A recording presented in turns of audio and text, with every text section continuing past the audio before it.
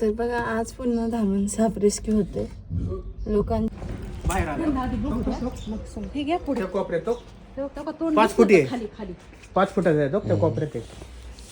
वहिनी त्या का तिथं आहे कोपऱ्यात आहे. आता एक जण काय करा हा, इकडनं दहा करा महिने. आणि एक जण तिकडनं इकडनं जाऊ का मग तिकडनं पण लागण बरं का एक तिकडून तसंच पळून जाईल. त्यांना भीती आहे आता आपण काय बोलू नका आता.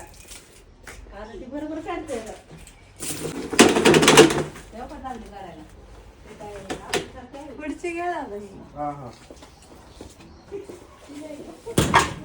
वहिनी इकडनं आहे. हा नाही मी घेते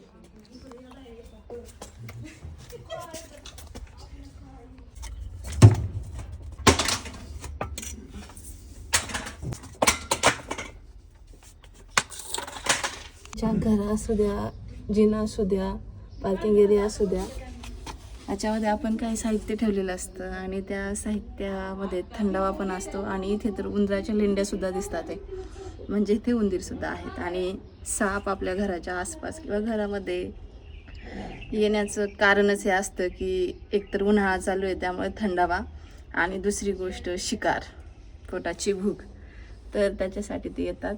त्यामुळे 2 गोष्टींची काळजी घ्या की तुमच्या घराच्या पार्किंगमध्ये किंवा आजूबाजूला वस्तूंची अडगळ नसणार आणि तिसरी गोष्ट उंदरांचा वावर नसावा याची काळजी घ्या जेणेकरून तुम्हाला तुमचा कधी संबंध सापाशी येणार नाही.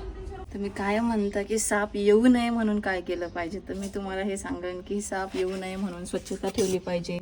अडगळ्यांच्या वस्तू आपल्या घराच्या आजूबाजूला नाही पाहिजे आणि उंदीर बेटांचा वावर नाही पाहिजे म्हणजे साप तुमच्या घराच्या आजूबाजूला येणार नाही.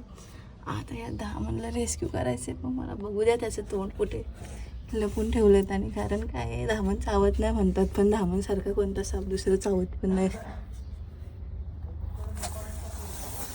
हे आता इकडे शेपटी आणि इकडे तोंड आले त्याचं इथे.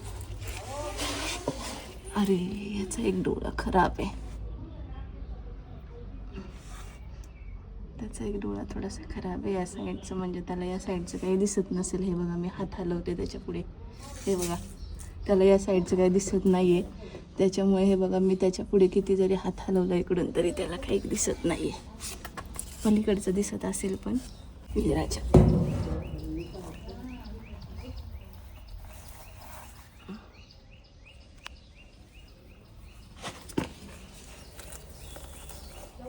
त्याचा डोळा गेलाय का या हो मायला उजव्या साईडचा डोळा नाहीये त्याला. अरे यार कोणीतरी काहीतरी झालं असेल त्याला काही सांगू नाही शकत सापांची भांडणं पक्ष्यांचा अटॅक पक्षी पण त्यांच्यावर आणि अटॅक त्याला लागलं पण आहे वाटतं तिथं इकडं पोटाला त्याला नाही ते जुनी जखम असेल आता जखम होत राहते त्यांना. हे बघा, इकडून सपशेल दिसतोय त्याचा डोळा नाही तिथं पोटापाशी काय झालं त्याला नाही ती जुन्या जखमा जुन्या जखमा सापांच्या मिल्लामध्ये सुद्धा लागतं. पुढे सापांचा पक्ष्यांशी संबंध आला. आता ही चिडली इकडनं हा आवाज करते इकडे आली इथं आली इथं काय मी मला ओढू नाही ना शकत मी तिला. आली बाई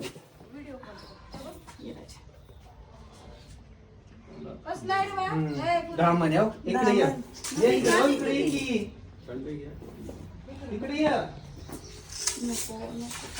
सावलीतच थांबा वहिनी सावलीतच थांबा हा लय ऊन लागते एक तर पण इथं पण लिहून लागते पत्र्यावर पत्रा लय तापलेला असते तिथे झाडाच्या सावलीत पॅक करून हा या इथं पॅक करून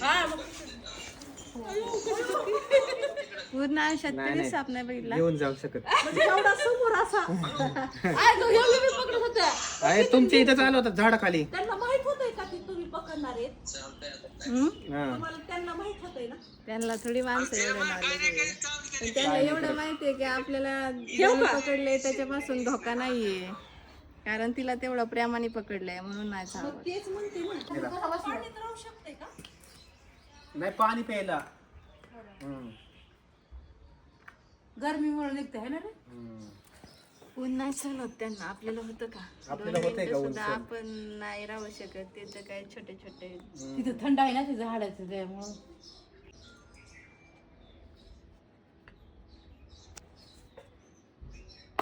पाण्यात लपायचे इकडे दिसत नाही त्याला. हे बघा एक साईडला दिसत नाही. इकडे हात हलवला तर तिला काही दिसत नाही.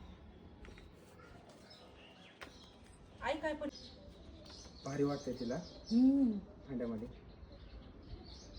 हे नको म्हणते सर. दादा त्यांचा नंबर ह्या फोनमध्ये सेव्ह करू. आहेत माझ्याकडे. तिथे जावा. पण तुला लावण्यापेक्षा कधी तुला गरज लागली तर त्यांना डायरेक्ट लावता येईल ना. गेली मनाने जाऊन बसली.